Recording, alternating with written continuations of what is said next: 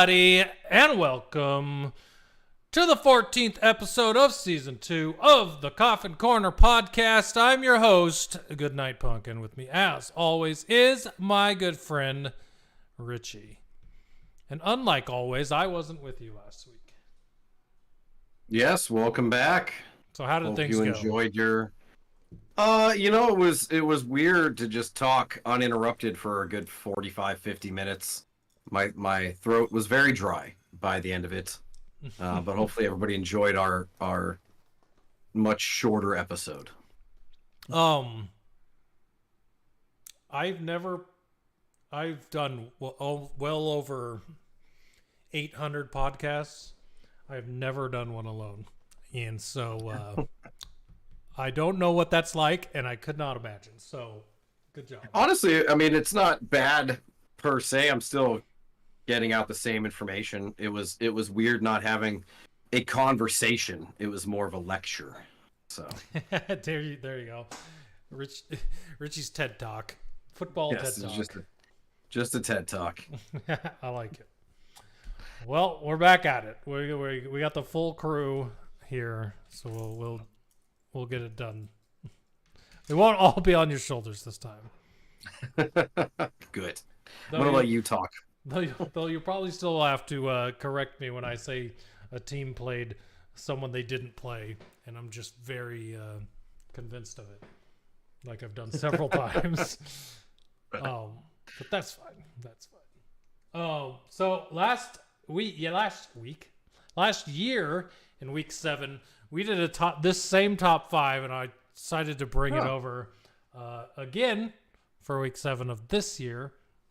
And that is our top 5 that we always do at the beginning. But this one is the top 5 rapid fire questions. And we're going to start. I'm going to switch 1 and 2 here because I want to start with the AFC. So the first question, who is the best team in the AFC? Boy, that's actually a lot tougher to answer. My heart has to say the Dolphins, though. I know the Bills beat them. But the Dolphins' offense is, up to this point, been historically good as far as like yardage and points and everything the first 6 weeks of the season. And I am very excited for Sunday night to see how they stack up against one of the other best teams in the NFL. Well, it's insane to think that they have their points scored is 50 higher than anyone else in the AFC. Yeah. 50 it's points ridiculous. In 6 games. That's crazy. And then on top of that, the highest in the NFC, the 49ers, is still 40 behind them. So they are just, their offense is running away with things. It's absolutely insane. Yeah. So if everybody stays healthy, they are going to be really fun to watch in the playoffs. I agree that they are definitely at the top of the AFC, and in that discussion, I'm still going to say the Bills only for the fact, A, they beat the Dolphins, and B, they have the second best point differential in the NFL, meaning their defense is really good. Miami lets other teams score a lot, so I'm worried that if they get into a shootout without some of their star players, because injuries happen, that they're not going to be able to close it out, letting other teams score as much as they do. So I would say the Bills would be mine, but I can't say that the Dolphins is a bad pick. I just like their defense. The Bills were the one that I was on the fence with because they did beat the Dolphins. But the thing about the Bills is the Bills have lost to the Jets. They almost lost to the Giants. Whereas the Dolphins, it's like, besides the one game against the Bills, they've been very dominant. Yeah. And they're getting Jalen Ramsey back soon, hopefully, so their defense should improve. I mean, that really should be the AFC Championship rematch, Bills, Dolphins again. I mean, even when they play each other later in the year, that's going to be a fun game. And it's the final week of the season. Ooh, yeah, that's going to be so How would that good. be? How would that be the AFC rematch? You mean like just a rematch in the playoffs? Well, they were in the championship. Like those are the two last year. best teams in the championship. Well, rematch as in they played each other this year already. Okay, I see what you're saying. I was like, last year it was the Chiefs and the Bills, right? Yeah, but they'll actually be the third game in their series. So, I mean, if the Dolphins win the next one, then it's like the anything tiebreaker goes. game. Yeah. Yeah. So, but yeah, those two by far. The Chiefs haven't looked that great. The Bengals seem to be getting better, but the Bills and the Dolphins are best teams. Yep, I agree. Well, that brings us to the other side of the equation, which had some very interesting comments this week, which is why when I saw this was what we did last year, I put this in here. So, best team in the NFC.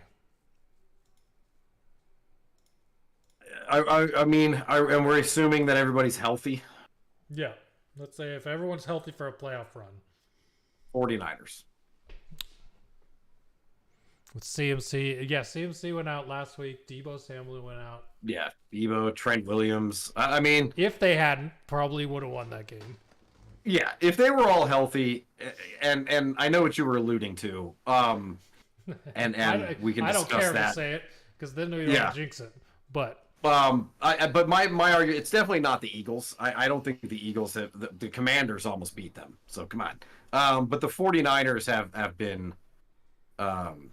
When all healthy, they've got they're like the Dolphins. They've got so many weapons on offense, so many ways to beat you, and their defense is pretty good too. Yeah, I got to go with the 49ers. So on your Eagles point, they beat the Patriots by 5 points. They beat the Vikings by 6 points. They beat down the Buccaneers. They lost by 3 points to the Commanders, and they beat the Rams by 9. They have not beat anyone by double digits, and they just lost to the Jets. They are winning games that they could easily have lost against bad teams. Yeah. So I'm not completely bought in on the Eagles because soon they will be playing the Dolphins. That's this week. They'll be playing the Cowboys. It'll be a very good game. They'll be playing the Chiefs. They'll be playing the Bills. They'll be playing the 49ers. Then they play the Cowboys again. So there's the coming schedule for the Eagles will tell you exactly what they are. So we're going to find out. But they definitely can't put them up there number one in the NFC right now based on who they've played and who they're about to play. That's an incomplete. Yeah. I'm with you. I'll say the 49ers just because like I said, I don't want to jinx people, but the Detroit Lions are a couple plays away from being 6-0. They lost to the Seahawks 37-31 in a game where it just got away from them in the end. But they could be 6-0 right now, and they are a very complete team. Their passing attack is good, even though they don't have receivers anyone really could have named before this season. But now Josh Reynolds, Khalif Raymond, all those guys are fantasy relevant, so people know their names. Jameson Williams just came back. Laporta being what he is as a rookie. Many consider him the best performance by a tight end in the NFL so far this season. There's just a lot going on for the Lions. The problem for them right now is that they don't have a singular healthy running back on the team. I thought Jahmyr Gibbs was supposed to be back this week. He's supposed to, but he's still on the injury report. So that means David Montgomery's injured. Jahmyr Gibbs is injured. Craig Reynolds is now injured. Zonovan Knight is on the IR for the rest of the year. Ozigbo, which is a guy that was only activated for one game, might get activated again. They signed Ibrahim, who was an unrestricted rookie that they had in the preseason that everybody loved and thought would make the roster. He just got signed, so he might play.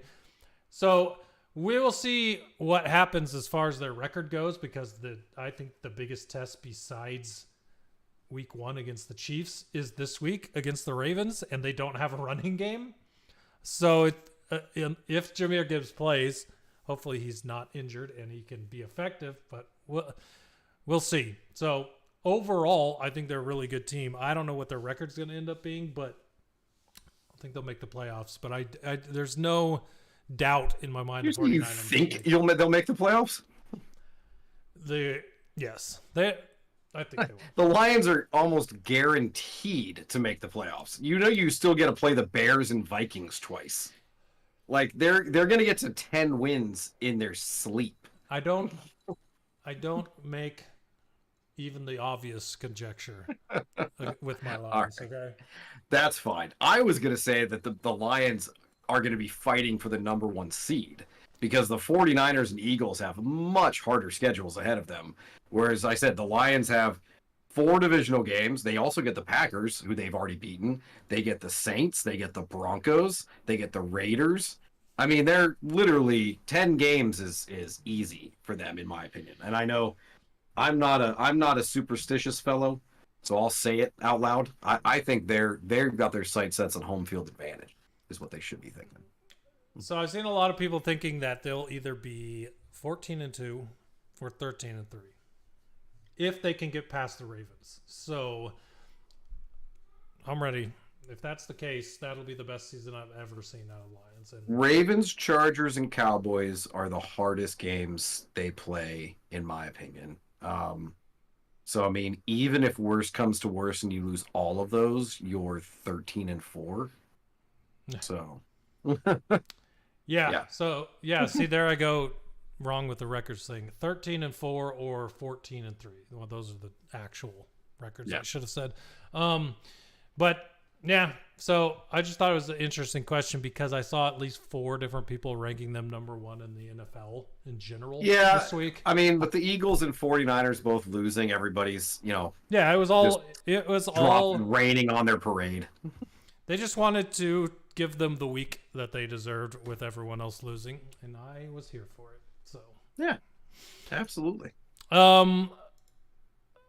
Next up, you've got the third question. Going to the exact opposite side, who is the worst team in the NFL? I mean, is it too obvious to say the Panthers because they're the only winless team? I don't think that's too obvious because honestly, they are that bad. Yeah. There's a Denver Broncos, give them a run for their money, but they have managed to beat a team. And they've come close. They almost beat the Commanders. Mm-hmm. So they almost beat the Raiders. They lost by 1 there. That 70-20 game really sticks in your mind. I will say the Panthers are the obvious one. The tougher one is who's the second worst team, but for me the answer is the Bears. Their only win again is against the Commanders, and in every other game they've looked absolutely terrible. Well, I mean, if you want to just go by the point differential, the Giants are far and away the worst team in the NFL. But see, they played the Bills 96. Tough. Yeah, I don't know. I still think the Giants defense they're going to win a couple more games this year, whereas the Bears, especially with Justin Fields getting banged up, the Bears may not win another game. So Panthers and Bears, that's the fun. The Chicago's going to have the top 2 picks in the draft next year. Who knows what the hell they're going to do. Maurice in the chat, what's up, buddy? Yes, Ibrahim is back. I am excited for that. I am excited. No, but I'm with you. I'd say it's a fight between the Bears, the Broncos, and the Giants, just based on the fact that they cannot even score points for that second worst team in the NFL. Yeah. Absolutely agreed. Now, a more interesting and opinionated question here. Who is the MVP frontrunner? This is a really good one because your mind immediately wants to say a quarterback. But to me, this season, it's between Christian McCaffrey and Tyreek Hill. I can see that. I'm looking at the stats here. Tyreek Hill's already at 800 yards. He's past 5 touchdowns, right? He's at 6. So 42 receptions. 42 receptions with only 6 games. 814 yards, 6 touchdowns. Yeah, that's pretty huge. And then you figure he's a third of the way through the season, a little bit over, so 2,400 yard season if he keeps up this pace. And 553 yards rushing, for Christian McCaffrey with 7 touchdowns. And I don't even know his, let's see, those, his receiving stats are, he is at 23 receptions for 177 yards and 2 more touchdowns. So insane numbers from a halfback. Yeah. That 500, so what, it was 6 games, we've got a what? 17 game season? Yeah, so we're roughly a third of the way through. So let's say a third. So that gives Christian McCaffrey, if everything stayed, if he wasn't injured, that would be almost almost 1,500 yards rushing and 600 or so yards receiving. So over 2,000 all-purpose like yards. 27 touchdowns total. Yeah, it's huge. Touching on the quarterbacks, like Maurice has mentioned in there in the chat, Tua also having a massive season, which I love to see, because after the mishandling of his concussion last year, we were all worried how he was going to come back this year and play, and that worry is out the window at this point. He's playing out his mind. Yeah. Over 70% completion rating, 1,800, almost 1,900 yards, 14 touchdowns to 5 interceptions. He's one of the least sacked quarterbacks in the NFL. Huge year for him so far. You know what I love, too, is that when he was coming out of college, everybody talked about how inaccurate he was. And you just said 71% completion percentage. Josh Allen, 71.7, another inaccurate quarterback that they claim. Like, NFL scouts don't know a damn thing. Yeah. It's always a guessing game, and it's funny how they always guess wrong. Yeah. Absolutely. Yeah, if you're going on quarterbacks that you could throw into that mix for the MVP there, it's kind of funny. If the Minnesota Vikings were actually good, Kirk Cousins is right there with Tua as far as stats go. He's almost at 1,700 yards, 14 touchdowns, 4 interceptions, 68% passing completion on a terrible team. Yeah. And that's why, nobody thinks about him, because the teams do it. Well, So if you want, it's tough this year. In my opinion, like, besides Tua, there's not really a quarterback. Like, it feels like Josh Allen, Joe Burrow, Patrick Mahomes, like, none of them are really putting up ridiculous numbers right now. Still a lot of time left in the season, but that's why I look at it and I say, who's the most valuable player on a team? I mean, look what the 49ers did after CMC got hurt. They lost. Like, that's... Yeah. So I'm just going to... I don't know what the term is for a fan of a team that doesn't live where the team is, so I don't think the word is homer. But whatever that word is for me, Jared Goff also has been mentioned as an MVP candidate. 1,600 yards, 70% completion rating, 11 touchdowns to 3 interceptions. I mean, he's got one of the lowest interception totals in the NFL of people that have thrown as much as he has. So he's also right there. He is 4th in the NFL in QBR and 3rd in passer rating. So yeah, he's having a very good year. For that bridge quarterback that we got in a trade that was all about first round picks. I mean, it's completely insane to me that we got 2 first round picks and a number 1 overall pick quarterback who's in his prime and was just basically given to us. But the Rams got their Super Bowl. That's all they wanted. They did, and it's not like they got something bad as far as quarterback goes. But we fleeced them on that deal. Like, bad. Yeah, absolutely. So, current offensive rookie of the year. That is our 5th question for the night. I mean, this shouldn't be a discussion. It's CJ Stroud. Yeah, I was going to say, I hope.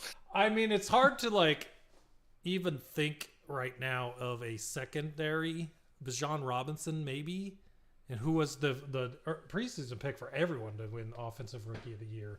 But if you look at CJ Stroud's numbers compared to all those quarterbacks we mentioned that are that may be MVP candidates, he's right there with them.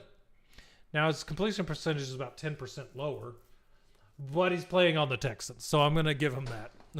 Those receivers are all unproven for the most part, and he's still managing to throw at a decent clip, get a lot of yards, and not throw interceptions. So he threw one this week, so that streak is over of no interceptions by C.J. Stroud, but he only threw the one, and they are still winning. So what?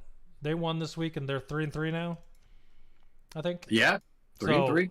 They're in a good spot, and I think they found their guy for sure. I love C.J. Stroud. He is fun to watch, like real fun.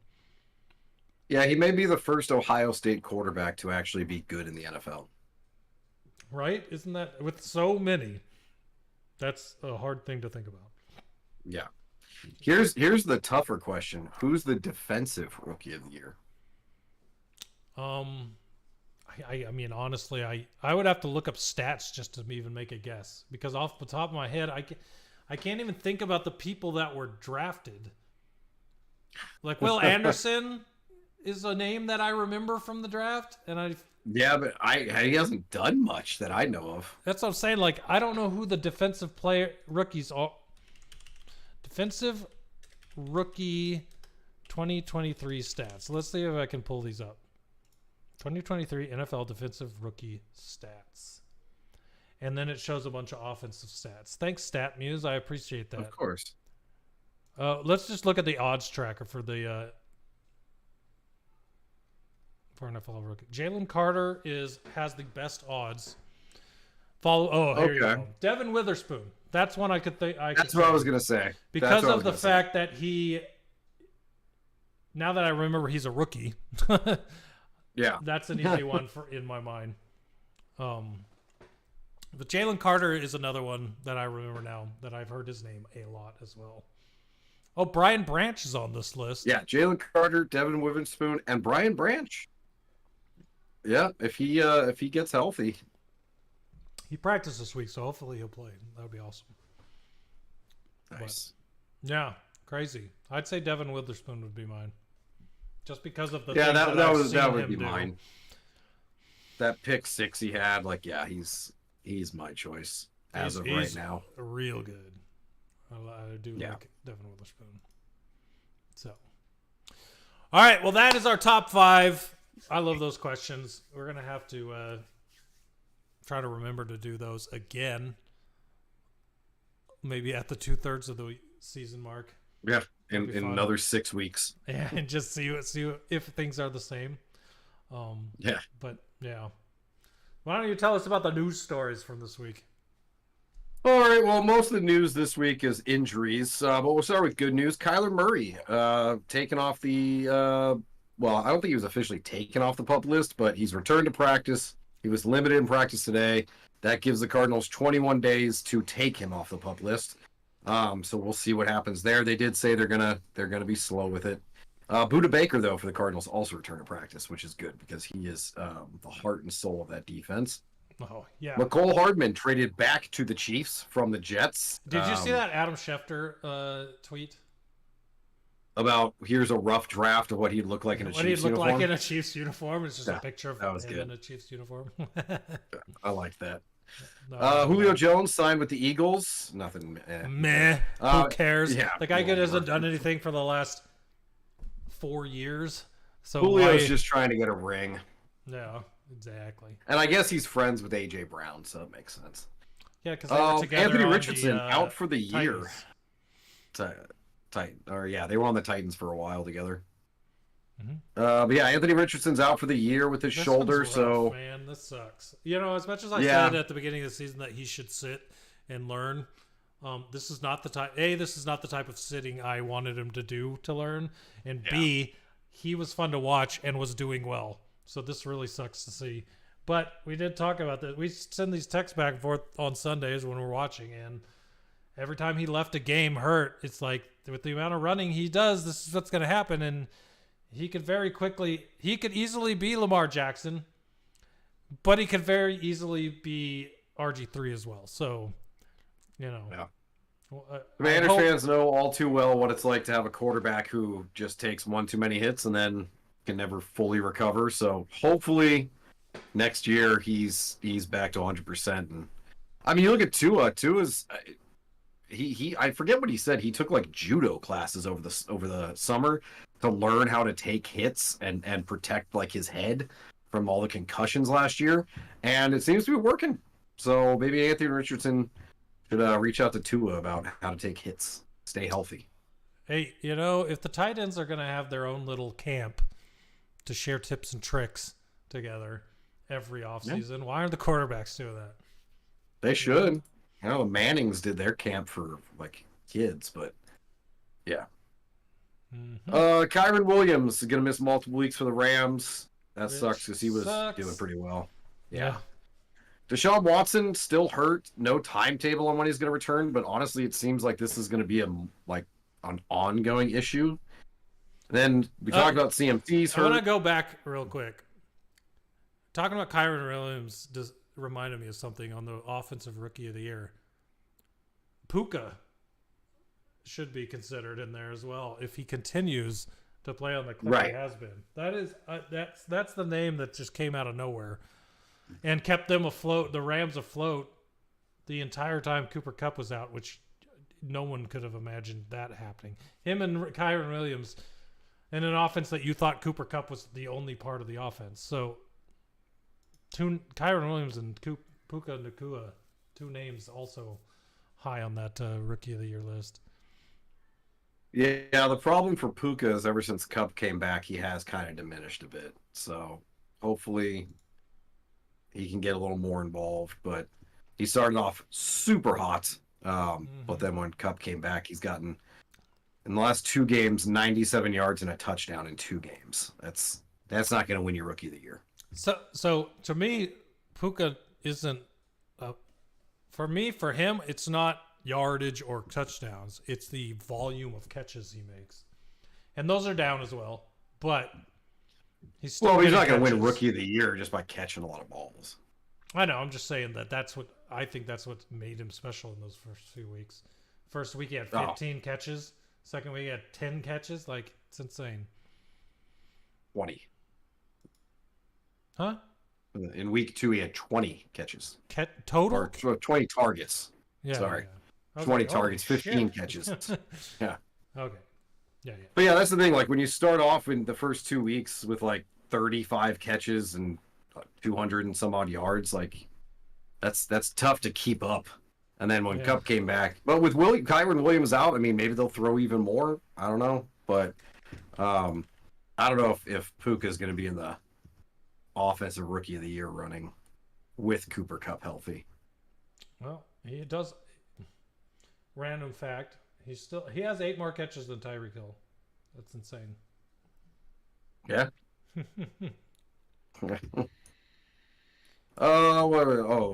Trevor Lawrence, Jimmy Garoppolo, CMC, all banged up. Trevor Lawrence probably not going to play tomorrow night. Yeah, Debo. Yeah, there's a lot of injuries happened this week. I don't know. None of them besides Kyron Williams have said that they're going to be multiple weeks. Well, they did say Justin Fields will not play this week. I don't think he plays for a couple weeks because he can't grip a football right now. Yeah. With his thumb, so probably gonna miss some time there. But yeah, Jimmy Garoppolo. They said everybody right now is like, oh, they might play. They're questionable. They might play. I don't think Trevor Lawrence plays tomorrow. I don't think Jimmy G plays on Sunday. If he doesn't, do they give the 1-9 in all his starts Brian Hoyer a chance again? Well, he was the backup on Sunday when Jimmy went down. Hoyer came in, so I think they might go with him over Aiden O'Connell again. I don't know. Yeah, that's where I'm keeping my eyes. One thing that's not on here, just a ray of shine or sunshine for Pittsburgh fans, is that Deontay Johnson should be back this week. Yes. So maybe that'll fix Kenny Pickett. Maybe. Have another target there at least. Yeah. And then the last bit of news I think is fun, that flag football has officially been added to the 2018 Olympics. So we're going to go back 5 Olympics. years. Yeah. And start playing flag football. Don't you remember that? Don't you remember when they were added to the Olympics? 2018. Yeah. I feel 10 years. 2028. So that's pretty cool, I think. That'll be fun to... It'll be interesting to see who plays in this. Is it going to be college football players? Is it going to be NFL players? Well, they have said that, like the NBA, if NFL players want to play in it, they can. Which just means that the USA is going to win gold, of course. But it's like a Pro Bowl, but you merge the two conferences, and I'm curious to see, like, well, how do they determine which quarterback starts? Like, it's going to be so many arguments between fans, like, why is Patrick Mahomes the starter instead of Josh Allen or whatever? Do you remember how dumb the NFL used to be when they would make them play flag football in sand? Yes. Talk about injuries. Yeah.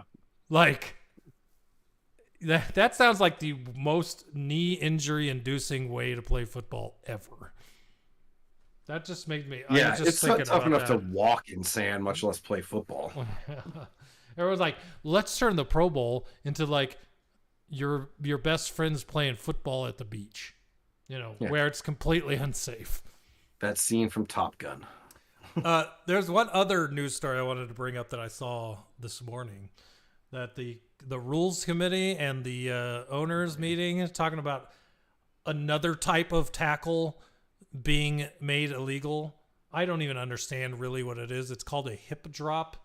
So in my mind, it immediately went to the hip toss, like when players are grabbing players and roll over and sling them over them. That's what I thought, but it's not even that. It's like grabbing people by the hip and rolling so that they just kind of... I can't even explain it. It's just a weird looking tackle. It's basically the tackle that hurt Mahomes in the playoffs last year.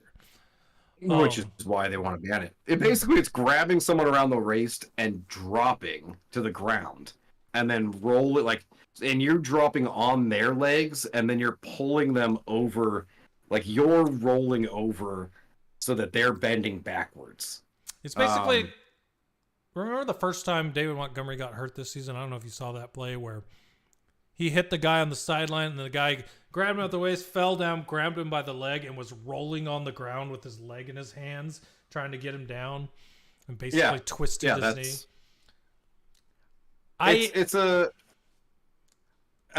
It's dangerous, but at the same time, at a certain point, the NFL is just going to be playing flag football. Yep. That's my thoughts on it. I'm like, yeah, there are so many for that David Montgomery play, for example. He tried to get another yard and got injured. If he had just stepped out of bounds, ended the play, he wouldn't even have missed a week.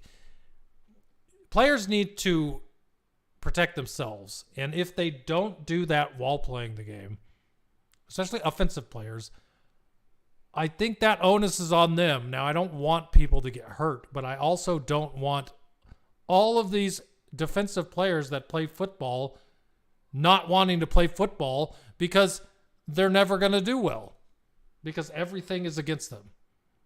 Because eventually all you're going to have is offensive players. Who's going to play defense? There'll always be someone that wants to get paid to play, but defense will disappear and everything will be offense. So they got to stop punishing defenses. And at some point you have to say to the offensive players that stop doing this and go down or get out of bounds and go on to the next one, Well, but that's the thing is that the offensive players are taught to fight for every yard, and the NFL rules is making it harder for the defense to stop them. But they're doing it, A, in player safety, B, because they want more scoring, because it's more exciting. But again, in our lifetime, 30 years, it's going to come to the point where they're just playing flag football. And I'll still watch it. I don't care. I'll still be watching it. Yeah. But I'll be like, back in my day. Peyton Manning the fourth. I'll just start playing the big hit clips from the 90s and early 2000s for my kids. It's like going back and watching that jacked up segment clip that shows all the time. Oh yeah, from like the early 2000s. Jacked up. Yeah. And then all of a sudden it's like, oh, we got to protect their brains. Yeah. Well, come on. They don't need brains. Yeah. All right. So that's the news. Diving into last week review of week 6. So we'll start with my Thursday night foreplay since you didn't get to do one. I was close. Rashee Rice hit both the yardage and receptions. The Chiefs covered, but God, that game was boring. Couldn't even hit 35 points. Like, I went down even on that alt line. Yeah, I didn't watch this game because the Airbnb I was in didn't have Prime. So I spent my night watching the Diamondbacks, not wild card, the Diamondbacks Dodgers game, and I had a lot of fun watching that. And I feel like that was definitely more entertaining than this game would have been. Yeah, so, absolutely. Yeah, that's rough. I mean, the Chiefs got another win, so good for them. But you know, that score just screams field goals to me. Yeah, it was pretty bad, but yeah, Chiefs get another win. Nothing. I haven't really been that impressive. That's why we didn't discuss the Chiefs when we talked about best teams in the AFC because they're not. Ravens Titans. Ravens get the win in London. I didn't watch this game because I was asleep. I had no reason to wake up and watch the Ravens and Titans. But it happened. There you go. Yeah, this is one that I put a parlay in right before I went to sleep. I woke up and somehow DeAndre Hopkins could not get past 25 yards receiving for the first time this season. So that was why I did not pay attention to this game at all after that because, come on, man. Miserable game. Apparently Justin Tucker kicked 6 field goals. I didn't even know that. Hey, MVP. I wasn't playing against him in fantasy football then. Otherwise, I would have been bitching about that. Yeah, like, no, not happy. Yeah. That's crazy. 49ers, Browns. This. Here's the thing about this game, too, is that the 49ers should have won. They missed a 41-yard field goal at the end of regulation. And they had all those injuries. But the Browns were starting P.J. Walker. So, I mean, the Browns have excuses, too, and they still won the game. So, I don't know. They also have Amari Cooper, so that helps. And they do. And their defense is... Their defense is really good. That's the reason they're in games. But, yeah. How many sacks they get in that game? 3? So... disrupting Purdy when he has no one else to rush the ball. Yep. And it worked. Yeah, good for the Browns. Good win. Commanders, Falcons. Commanders get the win in an extremely ugly game. If you hadn't beat the Falcons, I would have been worried about them. I didn't expect them to beat the Falcons. Okay. Falcons had a good game the week before this, but I still think they're not that good. Well, neither are the Commanders. that's the problem. See, in my mind, they're better than the Falcons. So. Well, they got blown out by the Bears, and I will never let them live that down this season. So, as far as I'm concerned, we are a bottom 10 team in the NFL. So. Panthers, Dolphins. Panthers actually they were up 14-0, and everybody was like freaking out. And then the Dolphins just did what they... I feel like the Dolphins toyed with them. They were just like, let's give them a 2-score lead and then blow them out anyways. Just playing with their food. Bryce Young actually had a decent game. He wasn't terrible in this one. That's a good sign. I mean, I don't know how good of a sign it is. They're still 0-6, but yeah, Adam Thielen is just... I dropped him after the first 2 weeks in almost every league I had him in, and now I feel great about it. Yeah, he's like Benjamin Button apparently, aging in reverse and having an amazing season at 33. Yeah, I remember when we talked about this team at the beginning of the season. We're like, this is prime for Mingo to be really good because they don't have a receiver that anyone could speak of except Thielen, but he's old and he's still Father Time is being nice to him. Yeah. So, but Raheem Mostert is still a beast. Like, absolutely insane game from him.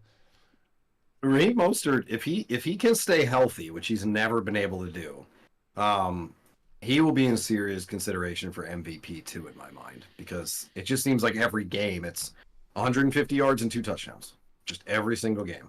His all-purpose yards numbers at the end of the season are going to be insane because he always has good rushing numbers and he always has a lot of catches. It's crazy. He's the CMC of the East Coast. Yep. Absolutely. Hopefully he can stay healthy. Vikings Bears, meh. A team had to win. The Bears tried to make it close at the end, but there was no. Well, and what's funny is if it wasn't for the fumble recovery for a touchdown by the Vikings defense, they would have won. Like that's the ugly thing about this game was that the Vikings won it, but boy, when they had a chance to make a statement, all they did was say, "We're on the same level." Their statement was, "We're slightly better than the other bad team in our division." Yeah. Absolutely insane. Next year's draft with all these bad teams that need quarterbacks is going to be so much fun. Yeah. Especially if you're a team that doesn't need a quarterback up there. Like, let's say Kyler does come back and shows Jonathan Gannon he should be there.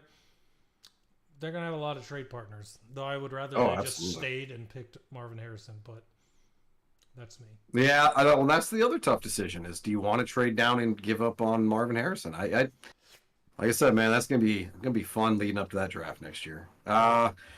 Colts, Jaguars. Jaguars got the win. Gardner Minshew did kind of come back down to earth. He had looked good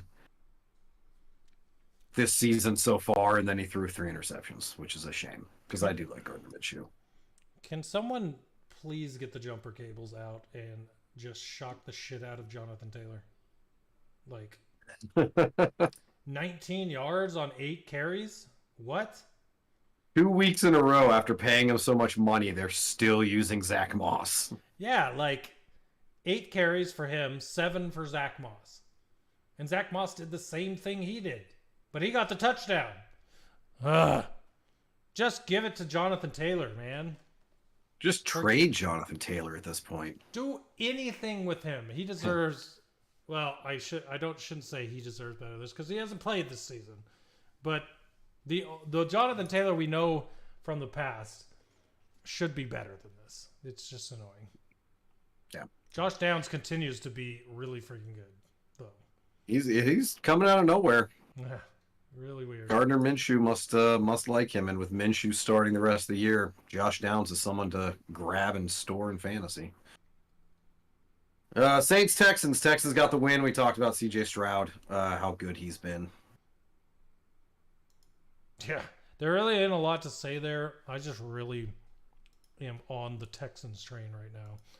I think what have they won 2 or 3 in a row? 2 in a row for sure. Yeah, 2 in a row, I believe. No, they lost to the Falcons, or else they would have won 4 in a row. They lost to the Falcons 21-19, or they would have won 4 straight. They are rolling right now, and it is fun to watch. Having Dameon Pierce, CJ Stroud throwing to Tank Dell, what's his face? Nico Collins is just coming along crazy good. Robert Woods is still there being active. And then somehow they still have John Mechie who hasn't come into his own. So, I mean, they got a team there. And Dalton Schultz tight end. Like, they have an offense, and it's working for them. So, I love it.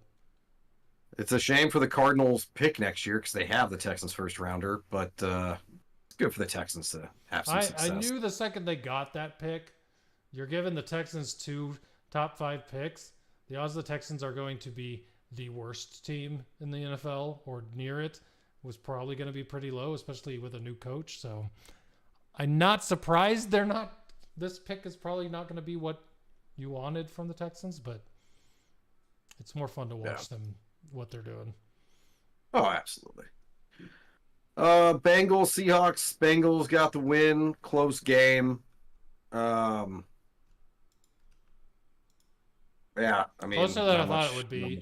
Really, It's not actually closer. I thought it'd be close. Closer, lower scoring than I thought it would be. How would I say that? Yeah. I thought it would be a close I game, agree. but higher scoring.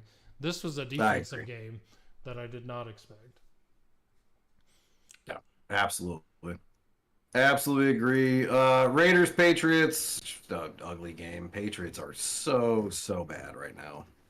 Yeah, it's insane how bad they are. They should have been in contention for that worst team in the NFL conversation we had earlier. They're just not. They can't do anything. Yeah. Yeah, the funny thing is I didn't even mention them because they're just so forgettable at this moment. Like I honestly just completely the Patriots are 1-5. Like they're just so blah. But I am starting to get onto the who's going to need a coach next season and where's Bill Belichick going. That's where I'm at this point because I feel like the Patriots. So either the Patriots. Let me say this: I think the Patriots will have a new coach next season. Yeah. Whether they mutually agree to part ways and he goes somewhere else, or he retires, one of those two. I think one of those two things is going to happen. Yeah. Because if they win think 3 games retire. this season, there ain't no way that he's staying. Yep, I agree. No. Lions Bucks. Great win for the Lions. 5-1. The only thing I can say about this game is I hate David Montgomery going out again. It's just there was no run game with him out and Jahmyr Gibbs injured. Greg Reynolds tried, but 10 carries for 15 yards. That's what you got out of him. David Montgomery had 6 carries before he got hurt and had 14 yards. So, I mean, there was nothing. It was all on Goff. 30 of 44, 353 yards, 2 touchdowns. I mean, it was all passing game. And I don't think that a Ravens defense keying on the passing game that they can get through that if they don't have Jahmyr Gibbs back. So it's going to be interesting. Yeah, they definitely need Jahmyr Gibbs to step up and I'll be right back. And lead that run game. So hopefully he can play. Cardinals Rams. Cardinals again, same as every week. They played fairly well in the first half. It was 9-6 at halftime, and they were leading, and then they disappeared. Kyron Williams had like 150 yards in the second half rushing. So that's the Cardinals. They only show up for the first half. Eagles Jets, another surprising upset. Jalen Hurts 3 interceptions. The Jets defense is legit, and they even without the Sauce Gardner and their other top corner, they still got 3 interceptions. They still got the win, and I hate this, but everyone's still talking about Aaron Rodgers, even though this guy is not even playing football. And everyone, he's talking, he's going to come back soon. He could be back sooner than people think. If the Jets are playing well with Zach Wilson, say Rodgers is healthy for the first round of the playoffs. If the Jets make the playoffs with Zach Wilson, why would you bench him to put in Aaron Rodgers if Zach Wilson just led you to the playoffs? Not to mention, why would you, if he's going to play for you next season, why would you risk him getting hurt again? Yeah. Yeah, he's an old man. Don't put him out there to get hurt again. He keeps talking about he's going to make a comeback, and all I can think whenever he's talking is, have you talked to the Jets about this? Are they're allowing that? Like, right, exactly. I don't like. Do they want him back if they're playing well with Zach Wilson? Yeah, I mean, I think they would probably want him back over Zach Wilson, regardless he's playing well. But I just don't think it's smart to put him out there in any way, shape, or form this season. Yeah. I don't know. I'm just tired of hearing about Aaron Rodgers. The dude's not healthy. He's not on the field. Stop talking. Oh, he's on the sideline warming up. He's throwing pass. I don't care. Let's talk about the players that are playing. Not the dude that's hurt. Yeah, we can sideline the conversations about him and put him in the stack with Taylor Swift. Yeah. Let the two of them sit in like a box together at a game, and the internet would explode. God, can you imagine if they did a podcast, the two of them? Oh, God. They seem like complete opposites. I'd burn my headphones. They would just. I wouldn't want to listen to anything ever again because that existed. Yeah, that's what they play in your headphones when they put you in a dark room or in the back of a van so you can't hear anything else. CIA. Yeah. Oh man! All right, Bills, Giants. We almost had a third major upset of the week, but the Bills hung on. Yeah, with Tyrod Taylor, not Daniel Jones, just so everyone is aware. Yeah, just goes to show how bad Daniel Jones has been this year. Yeah, I'm actually hoping he's healthy to play the Commanders on Sunday. I'd rather play Daniel Jones than Tyrod Taylor. it's true. Tyrod Taylor played pretty well. So That is better. And the Giants, but here's the funny thing, because even during the game, they were talking about this. Brian DeBall, the Giants head coach, was the Bills offensive coordinator. And they were talking about, like, did the Bills not change their offense because the defense knew exactly what they were doing? what the hell was Tyrod Taylor thinking to end the first half? Oh, I know. Oh, What is that yeah, play? that was bad. The coach, That was Dable, bad. was just berating him. It's like, yes, I understand that this is an option play. Under no circumstance were you to option to the run part of this play. Throw it away. Do anything other than hand the ball off, get tackled, and not score a touchdown. And then they end the game the same way they ended the half. They could not score a touchdown in the 5 yard within 5 yards of the end zone. If I were a Giants fan, I would have gone absolutely insane. Oh, I'm sure they did. Like, I remember when it happened, and they were trying to rush up. In my mind, I'm like, wait, they didn't have a timeout? Why did they run just now? Why and then would you see the ball on the sideline going crazy. Just yelling in Tyrod Taylor's ear, like, what are you doing? Yeah. Listen, I understand that you're the quarterback and you're given the option here. You had no option. I was not giving you the option. Well, you should not. And have that's the optioned. argument: is why did he give him the option then? Why didn't he just say, "This is a run play. Go hand the ball off"? Yeah, exactly. I don't know, but Chargers, Cowboys. I mean, Chargers once again. They so frustrating to watch the damn Chargers. And the Cowboys, I called it. I don't know if you listened to the podcast last week when I picked the Cowboys. I said, there's no way the NFL is going to let them lose 2 primetime games in a row. And they didn't. Yeah, that was a good game. I'll give it that. I would have rather seen the Chargers. Not when you're win. rooting for the Chargers. I would have well, yeah, it's true. But, I mean, it was fun to watch. And it came down to the end. It was. Herbert threw an interception that ended it, so that sucked. But yeah. Bigger story out of this game is that fan. Have you seen all this? Oh, yeah, that was so freaking funny. Everyone thinks she's in an NFL plant. Lance, Right? yeah. And she was on Pat McAfee's show. And even then, everyone's like, what person has time in the middle of the day to be on the Pat McAfee show? And I'm like, every Californian who doesn't work. I say a stay-at-home mom? Like, Yeah. duh. Like, everyone wants any reason to think that the NFL planted this fan for them to put on the TV. It's like, why?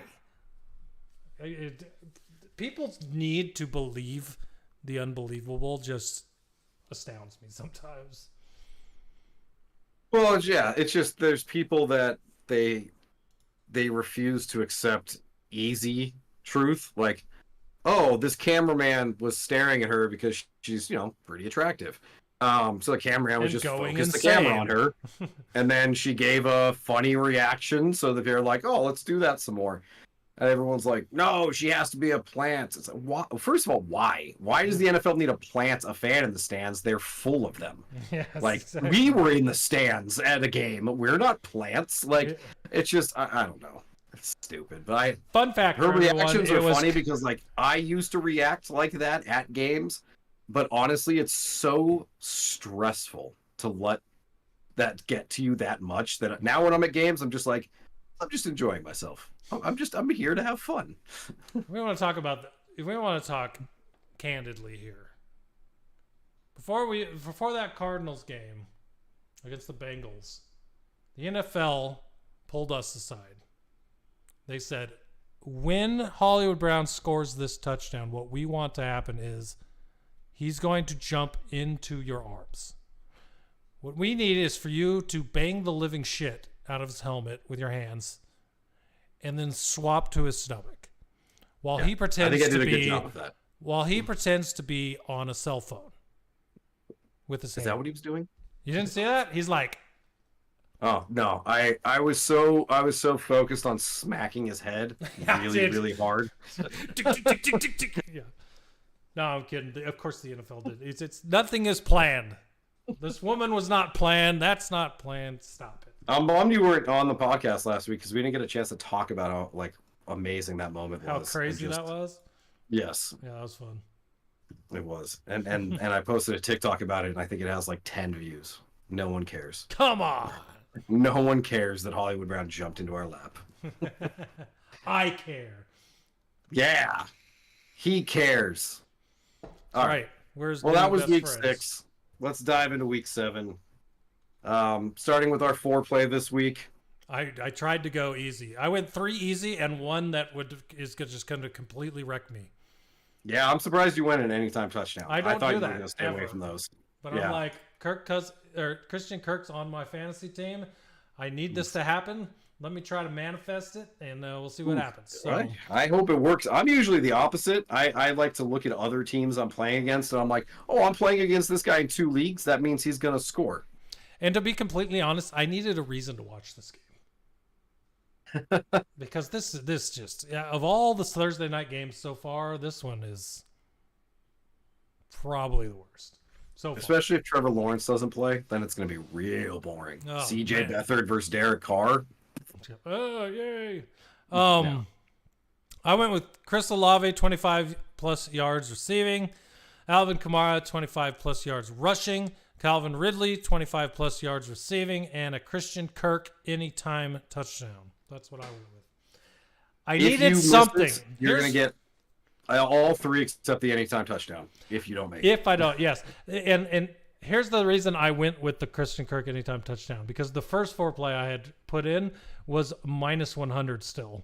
Because that's how easy it was. So I took out one thing, which I think was ETN 40 plus yards rushing, and put in Christian Kirk anytime touchdown to get in the plus side to actually make some money on this. So nice. Yeah. Well, I went a little high at a couple places. I went at Alvin Kamara, 25 plus receiving yards. I partnered that with 4 plus receptions for Alvin Kamara. So I figure if he's going to get 25 plus receiving yards, he's probably going to do it in 4 more catches.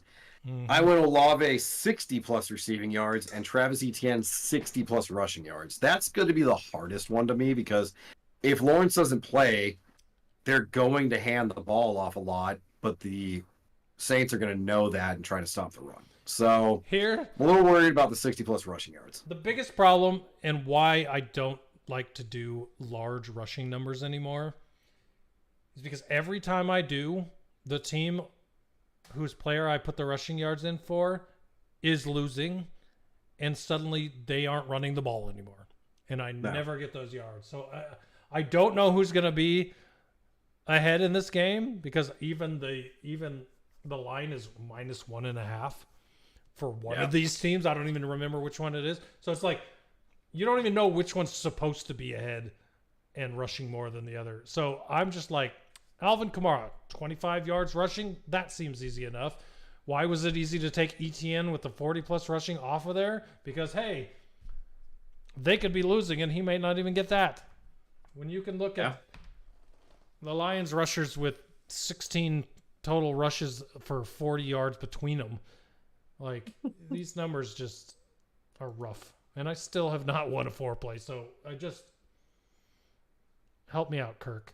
Help me out, Kirk. Your big ones that Kirk anytime touchdown. That's going to be the pain in the butt. Yep.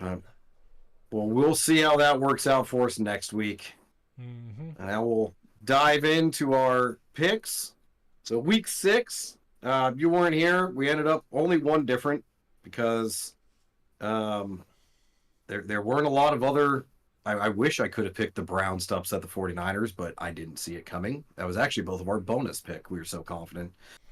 Yep. But the one different we had, Cowboys Chargers. I went with the Cowboys. I got it. So I went 11-4. You went 10-5. That means for the season, we are technically tied with wins, but I do have one more loss than Where you. did the extra loss come from?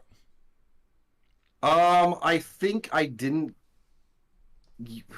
I don't know. You got a bonus that I didn't. Maybe I think that's what it. I think you got a bonus a week that I didn't.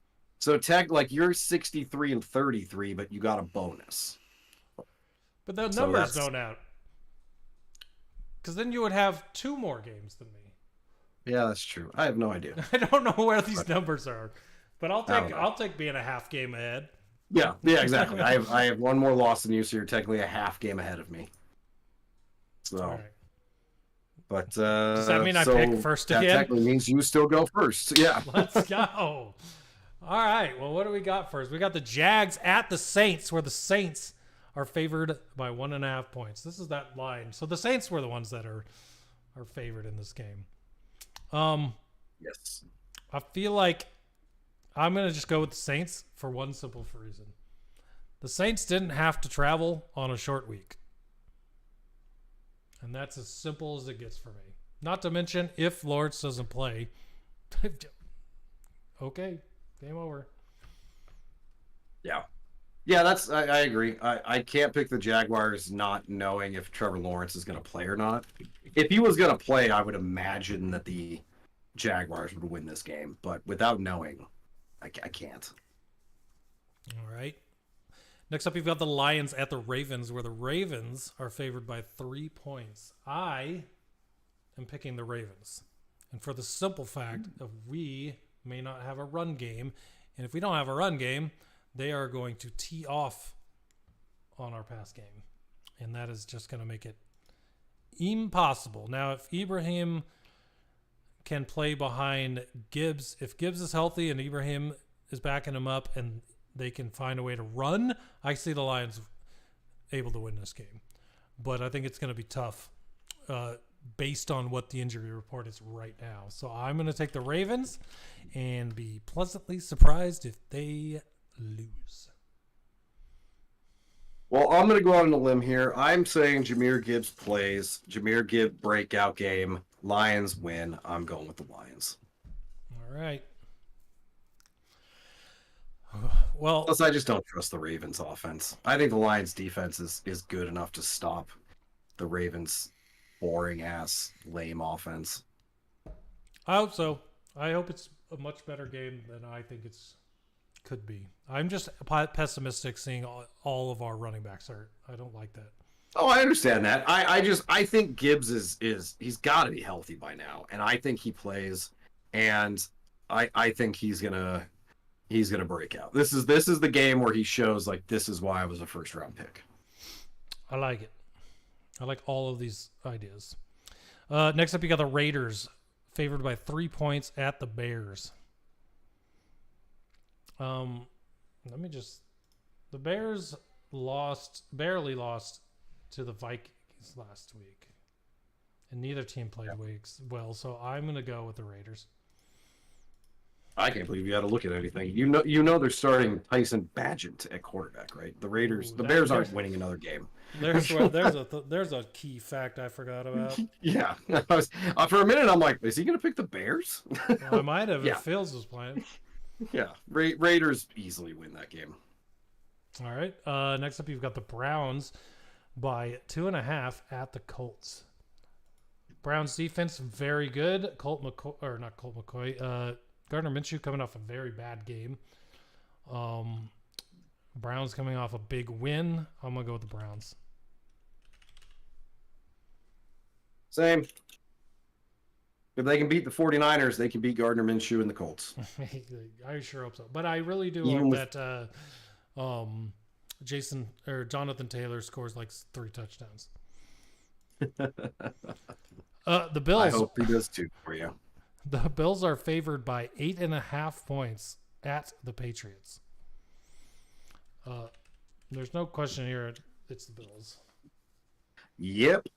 The Patriots would really have to do something crazy to make me pick them at any point, or just be playing someone worse than them. They play the Commanders at some point. So. I'll still pick the Commanders. Falcons at the Buccaneers. Buccaneers favored by 2.5 points. 2 teams the Lions have beat and that I've watched very closely. The Buccaneers defense smothered the Lions in the first half of that game. The Falcons did not look good at all in 4 quarters against the Lions. I would definitely pick the Bucs over the Falcons. Yep. Falcons lost to the Commanders. They're not good. The Buccaneers have beaten some pretty good teams, even though they didn't look great against the Lions. They're still a more complete team than the Falcons are. Hopefully this is where I make up for if the Lions win. I'm taking the Commanders, 2.5 point favorites at the Giants. Lol. Because the Giants are just fucking terrible. They are, but it's an NFC East game, and it's the Giants, which means the Commanders will play down, and they will look even worse. Sam Howell's going to get sacked at least 5 times, throw at least 1 interception, and Darren Waller will probably have 100 yards. It's going to get ugly. Cardinals at the Seahawks. Seahawks favored by 7.5 points. Seahawks the only team to beat my team, the Lions. Very good. Cardinals not very good. Seahawks for sure. The Cardinals will lead at halftime, and then they'll blow it in the second half. Seahawks. In fact, I'm going to go. I should go place that bet about where you do like the half and half. Cardinals win the first half because that's what they do, and then the Seahawks will score like 21 points in the second half to win the game. Yeah, I could see that. The Cardinals. It's funny to talk about this. The Cardinals have the exact opposite problem they had last year. Last year they finished games. Thank you. You got 2 more. Nice. Red Bull time. Heyo. Is that the summer one? It's the Juneberry, the delicious nice. One. Have you seen? I've seen the winter one because I know the Red Bull guy out here. Mm-hmm. It is pear cinnamon. I have not tried it yet because it's not like for sale. But I like pear. They've done a pear one in the past, but I don't know pear cinnamon if that's. I'm interested. I'll try it. I try every one, but it's yeah. The cinnamon. We're totally going off the rails here, but the cinnamon cider that Angry Orchard does during Christmas time is amazing. Most any other cinnamon drink I have ever had, I hated. So we'll see if it's on that side of things. But I don't know. We will really see. The point I was making was the Cardinals have the exact opposite problem this season they had last season. Last season, they didn't play the first half and always tried to come back in the second half. This season, they're amazing in the first half and are absolutely horrible in the second half. It's funny that way. Yeah, absolutely. And it's a shame because they Josh Dobbs started off the season looking so great, and if they would have beaten the Giants and the Cowboys, you could give them losses to the Rams but at this point I can't give them, especially on the road in Seattle, I can't give them the upsets. Yeah. Next up, you've got the Steelers at the Rams, where the Rams are favored by 3 points. I would take the spread on this one. With Deontay Johnson coming back, I think that they're going to play even harder than they have in the past, but I still think the Rams beat the Steelers. Even if they're playing, who is it, Zach Evans, something like that? Insert running back Zach name here. Evans, yes. For the Rams, but here's the thing about Matthew Stafford. He could have no running game and still win games. That's what he's done his entire career. So I will take the Rams over the Steelers. Yeah, I agree. After a bye, I'd love to see the Steelers come back and Kenny Pickett and Najee Harris and everybody look better. But the Rams are at home. They've got Cooper Kupp. Even Kyron Williams going down sucks. But the thing is, Kyron Williams was just getting the ball a lot. You know, he's not Christian McCaffrey. If Zach Evans gets 80% of the snaps at running back, he'll probably also do really well. So I think this is, like you said, Matt Stafford's going to throw a bunch. I think Puka Nacua has a big game. Cooper Kupp, obviously, I think the Rams beat the Steelers, and it's through the air. Yep. Packers 1.5 favorites at the Broncos. I will take picking the Packers. I don't like doing it, but I'm going to. Soul. Yeah, it's just the Broncos are so freaking bad. They are a I runaway can't pick the train. Broncos. They are a runaway train that is heading towards a cliff, and there's no sign of stopping. That team, they might have a new coach again next year, and they might definitely have a new quarterback next year. I don't know what's going to happen with the Broncos. They should have a new quarterback. I don't know who's going to give Russell Wilson another chance if he's out of Denver. But Are you ready for my bold prediction? I would never want it to be my team. That's what I'll say. Oh, God, no. My bold prediction, I'm going to say it right now, and we'll see if I'm right come May or April when the draft is. The Broncos hire Deion Sanders and draft Sade Sanders as their new quarterback, and they just keep the Sanders family together. They're coaching at Colorado. They might as well just hire him in Denver. Dude, can you imagine if that happened? Then they would just be must watch, like they are now. Like everybody watches Colorado games, even though they suck. Sorry, they don't suck. They're not great. Yeah, exactly. But they're somehow must-watch TV. Did you see the Keenan SNL skit as Deion Sanders? I didn't watch it. No. Oh God, it's so funny. You got to look it up. It cracked me up. Okay. Name one team better than us. And then he starts naming them off. Yeah, they're pretty good. Okay, yep. The whole time he's like keeps challenging the host to like name things that are better than like the points he's making, and everything's better than what he's saying. It's hilarious. You'll love it. If you know what I'm talking about and you're listening, nice. You know what I'm talking about. The Chargers at the Chiefs, where the Chiefs are favored by 5.5 points.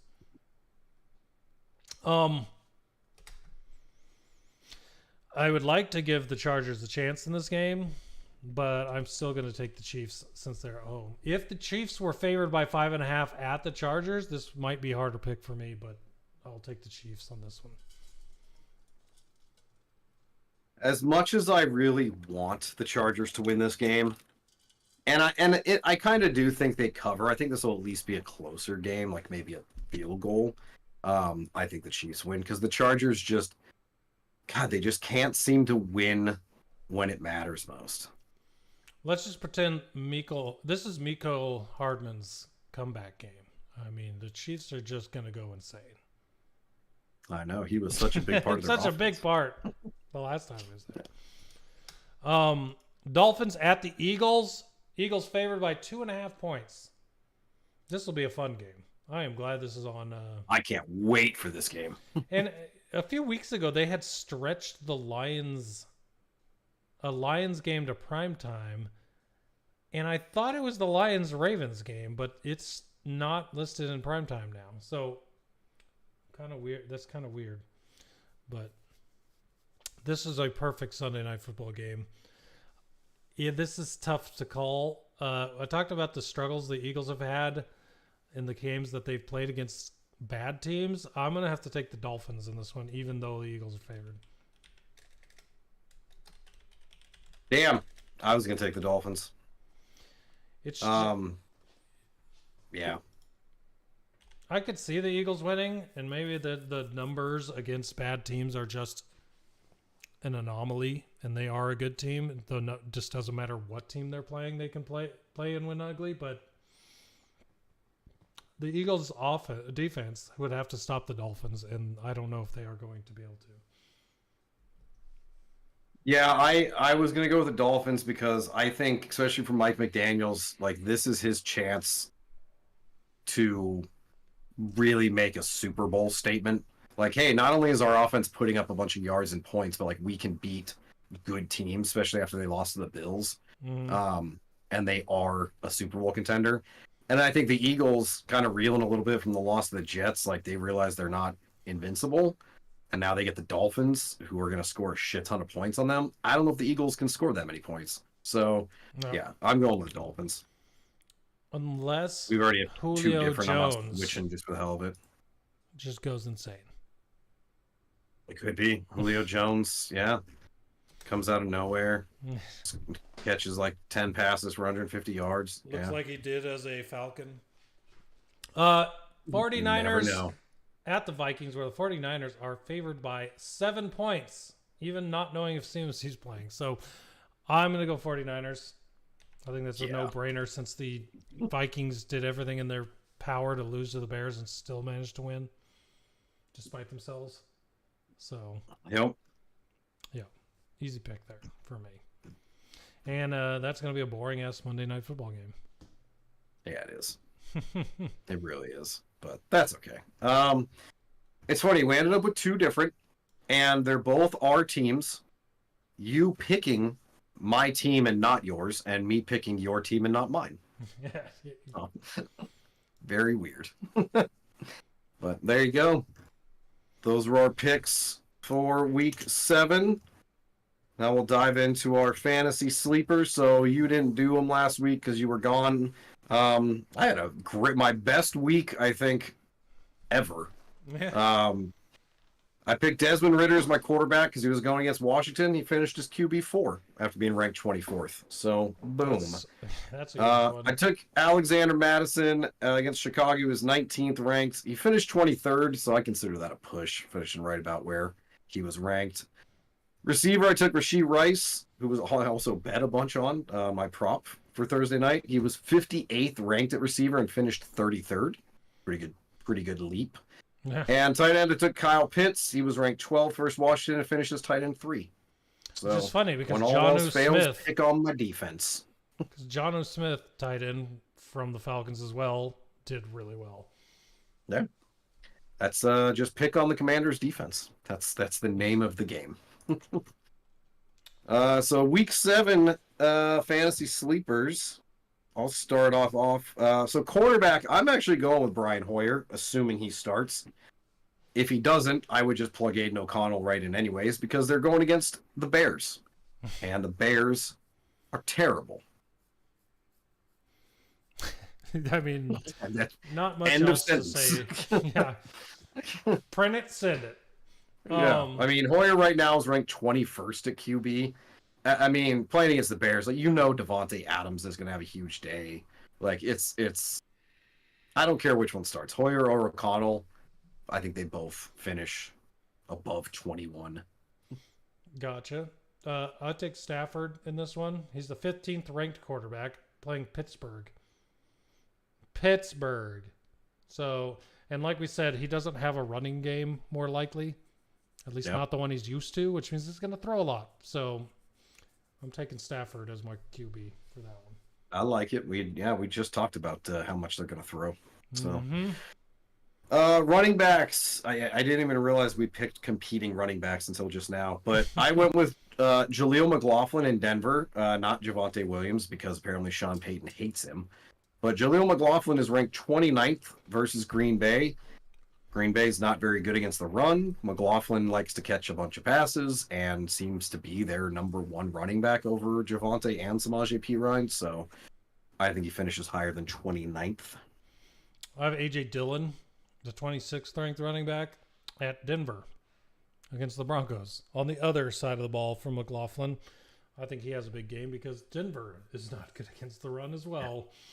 And Aaron Jones may miss again. So, yeah. Yeah, that one could be big. Receivers, I'm going right back to Rashee Rice. He's still ranked 39th. They are playing the Chargers in what should be a high-scoring game. Should be. So he seems to becoming a favorite target of Mahomes behind Kelsey. If he can finish higher than 39th, I'm happy. So I took Tyler Lockett, who's the 26th ranked wide receiver, who's playing Arizona. So he always kills the Cardinals too. So yeah. Good, Tyler good Lockett pick. versus the Cardinals is always a lock. Yeah, and that's when we even had Byron Murphy, and now we have insert name here. So. Yeah, Antonio Hamilton, is that one of them? Marcus Sure. Smith. That's one of the names you can insert. Yep. Yeah. Tight end, I'm going back against the Bears. Michael Mayer, he was a big part of the Vegas offense against the Patriots. As I mentioned, the Bears are terrible. Finally, after I dropped him, every player I drop starts playing. Mayer did nothing the entire season. I finally dropped him and picked up Logan Thomas because Logan Thomas was doing something. Then Logan Thomas did nothing, and Mayer did something. So I gotta love my luck. So you should just drop all of your Lions, if you have any, just so that they go off. Yeah. Sorry, Jamo. You're just not doing it. Yep. Jamo. Dropped. 200 yards. I picked David Njoku, the Cleveland tight end, versus Indianapolis. He's the 16th ranked tight end, and I think that he's going to have a big game against Indianapolis. I like it. There you go. I mean, the thing is, David Njoku could have 3 catches for 30 yards, and he'd be the number 2 tight end. So that's all I know. That's the funny. Like, I see Michael Mayer put like 26th ranked. It's like, so if he gets 2 points, he'll finish higher than that. That's easy. Yeah, exactly. He had 5 catches for 75 yards last week. Yeah. So there you go. All right, everybody, that's going to do it for episode 14 of season 2. Thanks, everyone, for coming and hanging out. If you're listening to the podcast, we appreciate you.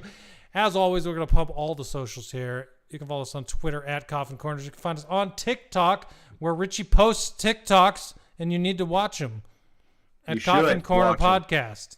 Go follow us on TikTok. Actually, I'm going to interrupt you real quick because I find this hilarious. The Amon-Ra St. Brown TikTok that I posted at the draft not at the draft, but during the draft this year, is still getting views and likes right now. Because apparently, like, Amon-Ra St. Brown is just so popular. It's a massive, he just keeps popping up on people's For You page. Well, so, like, every time I log in, it's like, 5 people liked your video. And I'm like, is it a new one I posted? Did they like the new ones? Nope. They liked one from 6 months ago. Well, the thing about it's funny because people probably search Amon-Ra St. Brown and that pops up because of the fact he's been on podcasts lately. Like, he did a podcast this week where he was on with a Viking wide receiver and they were just kind of all talking about the NFL, this sort, and he just completely started trashing. He's like, yeah, that must be what it's like playing on a bad team. Just saying shit like that to him, like messing around with him. It was hilarious. That's awesome. And so everyone's starting to notice that not only is he really good, but he's also funny. So, yeah. I wouldn't be surprised if that's part of it. I got notifications that they were for new TikToks being getting liked. For all the work you're doing on new stuff? Yeah, for sure. Yeah. So go follow us on TikTok. Make Richie smile. Coffin Corner Podcast. You can find the podcast anywhere podcasts are found. Apple Podcasts, Spotify, Android Podcasts. I also last week when I uploaded it myself, I think I uploaded it to like iHeart. So there you go. It's everywhere. I'm telling you. It's literally everywhere. And if you're listening and you did not know, every Wednesday night we record the live podcast on our YouTube. You can go to youtube.com/@CoffinCorner and you can find the podcast YouTube there where you can watch the podcast if you don't want to listen to it. It is there, as well as catch it live. We will react to your comments live as they happen, where it fits, and that's something we do every Wednesday. So if that interests you, you can also find us there.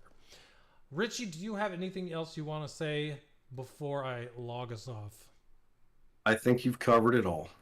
Great. So until next week, for episode 15, we appreciate all of you, and we look forward to seeing you next week. Until then, I hope you all have a great week and your teams win unless they're playing on.